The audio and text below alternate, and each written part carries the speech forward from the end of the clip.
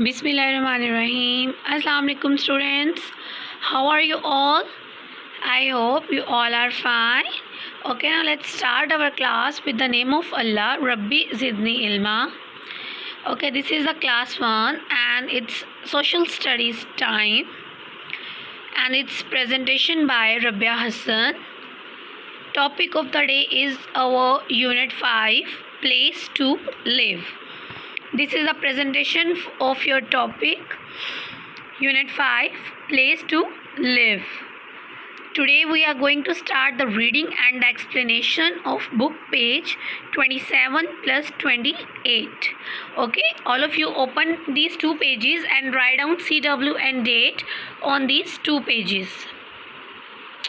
Here are some pictures for you to recognize that place to live. It's a living room. All of you live in a home. आप अपने अपने घरों में रहते हैं and everyone is living in a particular space. Like if we are talking about the birds, तो वो trees में अपने घर बनाते हैं. If we are talking about the animals, तो वो road corners पे, streets में कहीं shed देखकर जहाँ पर उनको shelter available होता है, वो वहाँ पर अपना घर बनाते हैं. And this is a weather change because there is a change in a weather and we are going to move according to the weather. हम अपनी पोजीशन को, अपनी प्लेस को वेदर के अकॉर्डिंग डिस्क्राइब कर सकते हैं. Okay, is it a snowy area, is it a rainy area, is it a Sunny area. इस तरह से हम उसको डिस्क्राइब कर सकते हैं कि हम जिस जगह पर रहते हैं उसका वेदर कैसा होता है. So this picture describe the weather. Okay, let's start the reading. First page is Place to Live, page number 27. I'm start reading from the first line. Take your pencils in your hands and underline the difficult words with me, okay? A house is a place where we live. Underline house. We live in houses with our families. House एक घर, एक वो जगह है जहाँ पर हम रहते हैं. वी लिव इन हाउसेस, हम घरों में रहते हैं. विद अवर फैमिलीज़, हम अपनी फैमिलीज़ के साथ घरों में रहते हैं. Underline families. Houses protect us from rain, cold and hot weather. Definitely जब बाहर बारिश हो रही होती है, ज़्यादा गर्मी होती है, हम अपने घर में सेफ़ होते हैं. अब अगर आप रोड पे जाओगे तो आपको धूप लग जाएगी, बारिश में जाओगे तो गीले हो जाओगे.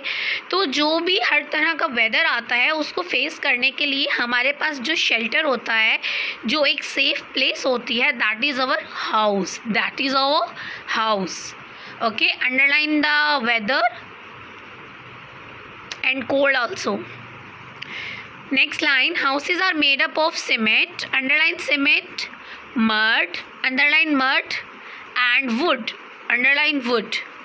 घर जो बनते हैं वो सीमेंट के बनते हैं, मिट्टी से बनते हैं, लकड़ी से बनते हैं. They are built according to the weather conditions of that region, of the region. आप जिस एरिया में रहते हैं उसके अकॉर्डिंगली आपका हाउस बिल्ड किया जाता है. If you are living in a hill station like Murree वाली साइड पे जब आप जाते हैं तो वहाँ पे आपने नोटिस किया होगा most of the houses are made up of wood, because वो एरिया ऐसा है कि वहाँ पे सीमेंट के घर ज़्यादा नहीं बनते, वहाँ पे वुडन हाउसेज ज़्यादा देखे जाते हैं. Okay, in villages houses are made of wood. और अगर आपने गांव में कभी विज़िट किया हो तो वहाँ पर जो हाउसेज होते हैं वो किसके होते हैं? मिट्टी से बनाए जाते हैं. किससे बनाए जाते हैं? मिट्टी से. Okay, underline villages here. Okay, now let's moving toward the next page. They are telling us the categories of the different houses of the different areas. Okay, in cities houses are made of bricks and cement. Underline bricks, underline cement.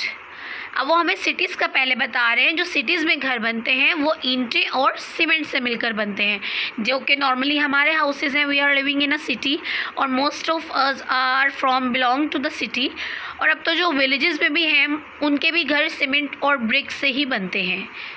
Okay, ये जो mud से बनते थे ना, ये बहुत old times में होता था कि जब गांव बहुत ही दूर दराज होते थे शहरों से, मतलब बहुत ही ज़्यादा उसका डिस्टेंस होता था, तो गांव में उन्हें इजीली वहाँ पे वुड मड अवेलेबल होती थी, तो वो उसी के अपने हाउसेस बिल्ड कर लिया करते थे.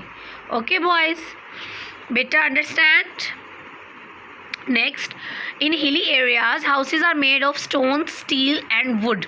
जो हिली एरियाज होते हैं ना, ज़्यादा ऊंचाई पर होते हैं, वहाँ पर घर बनते हैं पत्थरों से, स्टील से और वुड से. Okay, underline stones, steel and wood. Underline these 3 words. Next, in raining and snowy areas houses are built with sloped roofs. जो रेनी और स्नोई एरियाज़ होते हैं जहाँ पर ऑल टाइम स्नोफॉल रहता है, वहाँ पर जो होते हैं ना, वो घर स्लोप्ड रूफ्स होते हैं, मतलब वो थोड़ी तिरछी होती है, ताकि जब उस पर स्नोफॉल हो एंड आफ्टर दैट जब स्नोफॉल रुक जाए तो वो खुद ब खुद नीचे आ जाए, वो छत पर रुका ना रहे. Underline snowy areas and underline sloped roofs. Igloos are made of snow, they are built in cold areas. Igloos होते हैं स्नो, जहाँ पर आपने देखी होगी ना, वहाँ पर ये छोटा सा बर्फ़ से ही एक आप उसको कह लेंगे शेड बना लेते हैं हम. दैट इज़ टेम्परेरी, वो परमानेंटली नहीं होता है. ओके, ये जो कोल्ड बहुत एरियाज़ होते हैं ना, ये वहाँ पर बनाए जाते हैं. Underline igloos and cold areas. We should keep our homes clean. हमें अपने घरों को, अपने रहने की जगह को साफ़ रखना चाहिए. We should throw the waste in the basket. आपको डेली आपकी टीचर क्लास में भी कहती थी, आपकी मम्मा भी घर पे कहती हैं, always throw wrappers in the dustbin, don't make your room dirty. So बेटा, all these things keep in mind. अपनी ये सारी बातें माइंड में रखा करें एंड ओबे your teachers and your elders. और अपने घर को, अपने रहने की जगह को साफ़ सुथरा रखें. These are some pictures for you. This is a picture of a village and these houses are made of mud. One more building. ये जो cities में जो हमारे पास बड़ी बड़ी buildings बनती हैं, these buildings are made up of bricks and cement. This is the picture from hilly areas and this house is made up of wood. And this is the picture from snowy areas and this are made up of, these are called igloos. जो बर्फ़ का घर होता है इसको हम igloos बोलते हैं. And it's a temporary house and it's made in only in the snowy areas because इसके लिए snow ज़रूरी है. Snow तो snowy areas में ही हमें available होगी ना. Okay बेटा, and this is one more picture for you from the snowy areas. Look at this house. These are sloped roofs. I told you about the sloped roofs ना, कि जब उस पर स्नोफॉल होता है तो स्लोप्ड रूफ्स उसको हेल्प आउट करता है कि वो जो स्नो है वो रूफ पे से नीचे की तरफ बह जाए. अंडरस्टैंड बेटा? Okay, this is the end of our today's lecture. Reading this unit 3 times. Okay boys, you have to read it 3 times very carefully. Take care. Allah Hafiz.